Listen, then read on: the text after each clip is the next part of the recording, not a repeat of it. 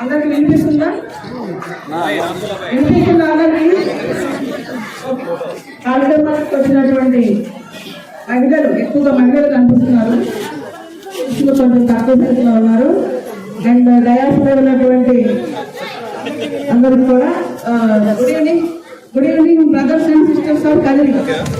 Okay, మనం ఈరోజు పౌర హక్కుల దినోత్సవం అనేది జరుపుకోవడానికి మనం అందరం ముందున్నాము. పౌర హక్కుల దినోత్సవం అంటే ఏంటో, ఇది ఎందుకు పెట్టాల్సి వచ్చిందో మీకు ఒకసారి ఒక్క నిమిషంలో ఒక ముక్కలో చెప్తాను. పౌర హక్కులు అంటే మనం అందరం కూడా ఎవరికి పౌరులు? మనం ఈ దేశానికి పౌరులు. ఈ దేశం ఏంటిది? ఏం దేశం ఇది? భారతదేశం. భారతదేశం అంటే ప్రపంచంలో ఏమనుకుంటారు అందరూ? భారతదేశం అంటే ప్రపంచంలో అందరూ రకరకాల భాషలు, ప్రజలు, ప్రాంతాలు, మతాలు, కులాలు అన్నీ కలిసి ఎన్నో సంవత్సరాల నుండి ఏకదేశంగా కొనసాగుతున్న పెద్ద ప్రజాస్వామ్య దేశం అని అందరూ అనుకుంటారు ప్రపంచంలో. సో ఇలాంటి గొప్ప ప్రజాస్వామ్య దేశంలో మనమందరం పౌరులుగా ఉన్నాం. సో మనకి ఒక మూల గ్రంథం అనేది ఈ దేశానికి నిర్దేశించబడింది. ఆ గ్రంథం పేరే రాజ్యాంగం. ఆ రాజ్యాంగమే మనకి మూలాధారం. మన పరిపాలనకు కానీ, మనం ఈ రోజుల్లో కూర్చుని మాట్లాడడానికి కానీ, మన అడ్మినిస్ట్రేషన్ కానీ, ఈ స్కూల్ బిల్డింగ్ కట్టారు. దీనికి అన్నిటికీ కూడా కారణం భారత రాజ్యాంగం. ప్రతి పౌరుడు, ఈ భారతదేశంలో ఉన్నటువంటి ప్రతి పౌరుడు పౌరురాలు. పౌరుడు అంటే మగవాళ్ళకి మాత్రం వచ్చేస్తుంది, పౌరురాలు ఆడవాళ్ళు. ఇక్కడ ఉన్నటువంటి వాళ్ళు ఎక్కువగా పౌరురాళ్ళు ఉన్నారు, అందరూ లేడీస్. ఓకే, సో మనందరికీ కొన్ని హక్కులు ఉంటాయి. ఆ హక్కులే పౌర హక్కులు.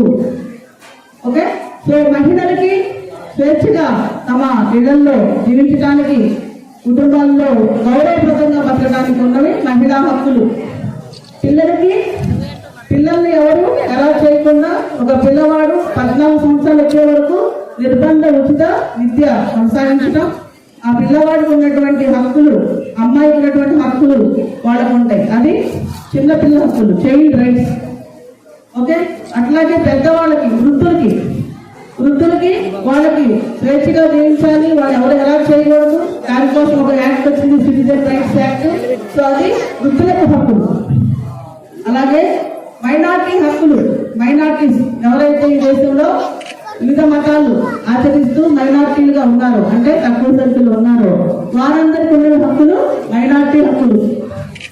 అలాగే ఈ సమాజంలో ఎప్పటి నుండో వివక్షకు గురవుతూ సమాజంలో రకరకాలటువంటి అవహేళనలు ఎదుర్కొంటూ మెయిన్ స్ట్రీమ్ సమాజం అంటే అందరితో పాటు సమానంగా సమాజంలో ఎదగాల్సిన అవకాశం ఉన్నప్పటికీ ఆ అవకాశం లేకుండా వివక్ష గురవుతున్నటువంటి వారందరినీ కూడా, అంటే మార్జినల్ కమ్యూనిటీస్, వెనకబడినటువంటి తరగతులు, వెనకబడినటువంటి కులాలు, వాళ్ళకున్న హక్కులే ఓబీసీ రైట్స్. అట్లాగే దళితులకు ఉన్నటువంటి హక్కులు దళిత హక్కులు. సో ఇవన్నీ హక్కులు కూడా దేని కింద వస్తాయి? ఇవన్నీ హక్కులు కూడా హ్యూమన్ రైట్స్, మానవ హక్కుల కింద ఉన్నటువంటి. ఇన్ని రకాల హక్కులు ఉన్నాయి కదా, మరి ఇన్ని రకాల హక్కులున్నా ఇంకా ఈ దేశంలో ఇలాంటి వివక్ష, ఇంత దారుణాలు, ఇంత నేరాలు ఎందుకు జరుగుతున్నాయి అని చెప్పి మనం ప్రశ్నించుకుందాం. ఎందుకు జరుగుతున్నాయి అంటే అవగాహన లేకపోవడం, ఎడ్యుకేషన్ తక్కువగా ఉండటం, ఆర్థికంగా వెనుకబడటం, ఇవన్నీ కారణాలు. సామాజికంగా వెనుకబడటం, రాజకీయంగా వెనుకబడటం. సో ఇన్ని రకాలైనటువంటి కారణాల వల్ల సమాజంలో వివక్ష అనేది కొనసాగుతుంది, డిస్క్రిమినేషన్ అనేది ఉంటుంది, ఇంకా నేరాలు అనేవి ఉంటాయి. సో మనము ఈరోజు ఈ కార్యక్రమానికి రావడానికి ముఖ్య ఉద్దేశం ఏంటంటే, గవర్నమెంట్ 2011 సంవత్సరంలో ప్రతి ఒక్క నెలలో ఒక రోజు ఖచ్చితంగా, నెల ఆఖరికి ముఖ్యంగా సివిల్ రైట్స్ డే కండక్ట్ చేయమని చెప్పి ఒక గవర్నమెంట్ సర్కులర్ రావడం జరిగింది. అప్పటి నుంచి కూడా హ్యూమన్ రైట్స్ లో భాగంగా ఉన్నటువంటి పౌర హక్కుల దినోత్సవాన్ని మనం నిర్వహిస్తూ ఉన్నాం. ఈ జిల్లాలో వచ్చిన తర్వాత నేను ఇది అబ్జర్వ్ చేశాను. వేరే ప్రీవియస్ ఏ జిల్లాల్లో పనిచేసామో, గుంటూరు కానీ, వెస్ట్ గోదావరి కానీ, అక్కడ కండక్ట్ చేసాం. కానీ ఇక్కడ ఈ జిల్లాలో ఇది కండక్ట్ చేయట్లేదు అని చెప్పి తెలిసింది. So I have started here పౌర హక్కుల దినోత్సవం. సో ఇప్పటికే వేరే ప్రాంతాల్లో ఒక తండాకి వెళ్ళాము, ఒక ఎస్సీ కాలనీకి వెళ్ళాము, ఇంకొక ఎస్సీ కాలనీకి వెళ్ళాము. సో ఇప్పుడు మనం కదిరి టౌన్లో ముస్లిం అండ్ హిందూ అందరూ కలిసినటువంటి ప్రాంతానికి వచ్చాం. సో ఇక్కడ ప్రజలకు ప్రత్యేకంగా ఉన్నటువంటి లేడీస్ కానీ ఎవరికైనా ప్రత్యేకంగా చెప్పేది ఏంటంటే, మనము పిల్లల్ని బాగా చదివించాలి, అట్లాగే ఆర్థికంగా మనం ఎదగడానికి కృషి చేయాలి. రకరకాలటువంటి బిజినెస్లు కావచ్చు, చిన్న చిన్న పరిశ్రమలు కావచ్చు, ఏవైనా సరే ఆర్థికంగా ఎదగడానికి ముందుకు రావాలి. దీనికి అవరోధంగా ఉన్నాయి ఏంటి? Bad habits. అది గంజాయి అవ్వచ్చు, ఇంకా డ్రింకింగ్ హ్యాబిట్ కావచ్చు, ఇంకా వేరే అదర వ్యసనాలు ఏమన్నా కావచ్చు, వాటిని వదిలిపెట్టాలి. అప్పుడే మనం ఆర్థికంగా ముందుకెళ్తాం. అట్లాగే పిల్లల ఎడ్యుకేషన్ ప్రధానంగా కాన్సన్ట్రేట్ చేయాలి. ఇప్పుడు భారత రాజ్యాంగం గురించి మనం మాట్లాడాం. భారత రాజ్యాంగంలో కొన్ని హక్కులు ప్రత్యేకంగా చెప్పారు. అవి ప్రాథమిక హక్కులు. ఈ ప్రాథమిక హక్కులు ఏంటంటే, ప్రతి వ్యక్తికి సమానంగా, పక్కవారితో సమానంగా అన్ని రకాలైనటువంటి ఆర్థిక, సామాజిక, రాజకీయ అన్ని రకాలైనటువంటి అవకాశాలు పొందడానికి ఉన్నటువంటి హక్కు సమానత్వ హక్కు. తర్వాత స్వేచ్ఛా హక్కు. ఏ వృత్తినైనా స్వీకరించడానికి, ఏ పనైనా చేయడానికి, ఈ దేశంలో ఏ ప్రాంతానికైనా వెళ్ళడానికి, వాళ్ళు స్థిరపడడానికి ఉండేదే స్వేచ్ఛా హక్కు. మూడోది భావ ప్రకటన. అంటే స్వేచ్ఛా హక్కులో భాగంగా ఉండేదే భావ ప్రకటన స్వేచ్ఛ. అంటే తమకు ఏమైతే కరెక్ట్ అనిపిస్తుందో, ఎదుటి వాళ్ళకి ఇబ్బంది కలిగించినటువంటి విషయాల్ని వ్యక్తం చేయడానికి ఎప్పుడు కూడా భయపడాల్సిన అవసరం లేదని భారత రాజ్యాంగం తెలియజేస్తుంది. అలాగే కొన్ని అంటే విద్యాపరంగా, సంస్కృతి పరంగా మన మతాన్ని మనం ప్రచారం చేసుకోవడానికి, సంస్కృతి పరంగా పండుగలు చేసుకోవడానికి అన్నిటికీ రకరకాలైనటువంటి హక్కులు నిర్దేశించబడినాయి. అట్లాగే ఆస్తి సమకూర్చుకోవడానికి, తమ ఆస్తిని పెంపొందించుకోవడానికి కూడా హక్కు కల్పించబడింది. ఇవన్నీ కూడా హక్కులు. ఈ హక్కులు లేకుండా వేరే వాళ్ళు మనల్ని ఎదగనీయడం కష్టం. కాబట్టి ఎప్పుడైతే హక్కులకు భంగం కలుగుతుందో అప్పుడు ప్రతి ఒక్కరూ కూడా తమ కళాన్ని ఎత్తుతారు. దాన్ని ఒక నిరసన రూపంలో తెలియజేస్తారు, లేదా లీగల్ గా కూడా తెలియజేయవచ్చు. ఆ లీగల్ గా తెలియజేసేదే రిట్ పిటిషన్స్. అవి కోర్టులో వేస్తారు. సో ఇప్పుడు ఇక్కడ ఉన్నటువంటి ప్రజలకి, ముఖ్యంగా లేడీస్ ఎక్కువగా ఉన్నారు కాబట్టి మీకు తెలియజేస్తుంది ఏంటంటే, ముఖ్యంగా అమ్మాయిలు, మన ఇంట్లో అమ్మాయిలు అబ్బాయిలు ఇద్దరు ఉంటారు కదా, ఉన్నారా? అమ్మాయిలు అబ్బాయిలు. సో ఎక్కువగా మన కదిరి ప్రాంతం నుంచి నేను గమనించింది, అమ్మాయిలు అబ్బాయిలు మిస్సింగ్ కేసెస్ ఎక్కువగా రిపోర్ట్ అవుతున్నాయి. మిస్సింగ్ అంటే 14 నుంచి 18 ఏళ్లలోపు పిల్లలు మిస్ అయిపోతున్నారు.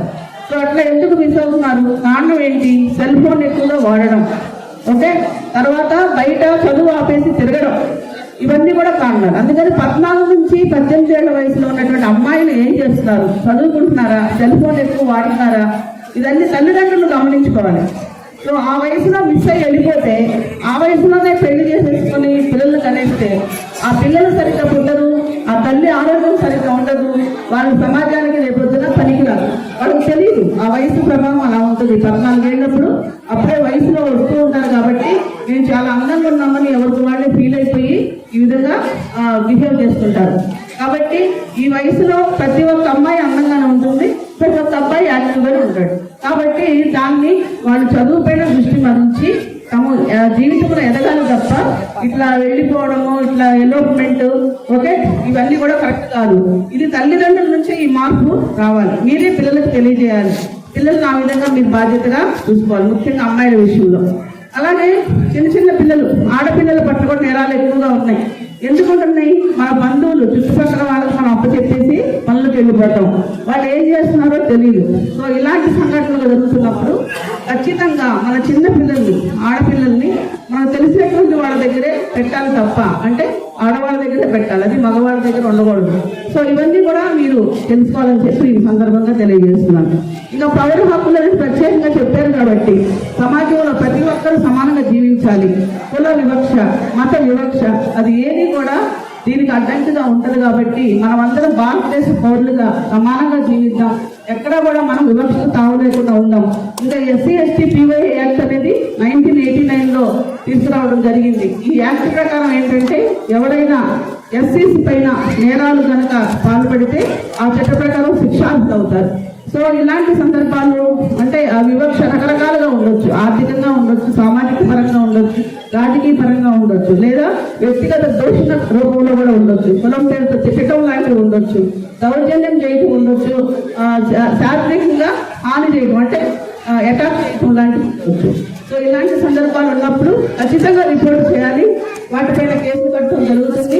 దానికి తగిన విధంగా గవర్నమెంట్ కాంపెన్సేషన్ కూడా దీనికి ఇస్తూ ఉంది. సో దీన్ని కూడా అందరూ గుర్తించుకోవాలి.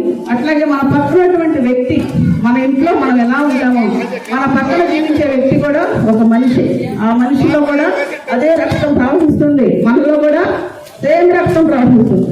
సో అందరూ సమానమే, ప్రతి మనిషి సమానమే. ఈ భూమి మీద జీవించినటువంటి ప్రతి ఒక్క వ్యక్తికి అందరితో పాటు సమానంగా జీవించేటువంటి హక్కు కల్పించడం జరిగింది. అదే హ్యూమన్ రైట్స్, అవే మానవ హక్కులు. మానవ హక్కుల నుంచి మనము ఈ దేశానికి సంబంధించి ప్రత్యేకంగా రకరకాల హక్కులు చట్టాలు రూపొందించాం, అవే పౌర హక్కులు. ఈ పౌర హక్కులు పరిరక్షించడం ప్రతి ఒక్కరి బాధ్యతగా గుర్తిరగాలని తెలియజేస్తున్నాం. ముఖ్యంగా కదిరి నోన్ ఫర్ దేనికి కదిరి ఫేమస్ చెప్పాలి. కదిరి దేనికి ఫేమస్? కల్చర్కి పురాతనమైనటువంటి గుడులు, మసీదులు, ఓకే, రకరకాలటువంటి పండుగలు అన్నిటికీ ఫేమస్. మనమందరం కలిసి రకరకాలటువంటి పండుగలు ఇక్కడ జరుపుకుంటున్నారు ఎన్నో సంవత్సరాల నుంచి. హిస్టారికల్ టౌన్ ఇది, హిస్టారికల్ టౌన్. సో ఇలాంటి కల్చర్ ఇంత బాయి అండ్ బహన్ సంస్కృతి మన కదిరిలో ఉంది. దీన్ని మనం ఇంకా ముందుకు తీసుకెళ్తాం, అందరికీ చాటి చెప్తాం. మనం ప్రజలందరం మనం కలిసి ఉంటాం, పౌరులుగా గుర్తిస్తాం. మన భారతదేశానికి నిజమైన పౌరులని మనం చాటి చెప్తాం. సమాజంలో సమానత్వం కోసం మనం అందరం కృషి చేస్తామని ఈ సందర్భంగా మీకు తెలియజేస్తూ సెలవు తీసుకుంటాం. Thank you.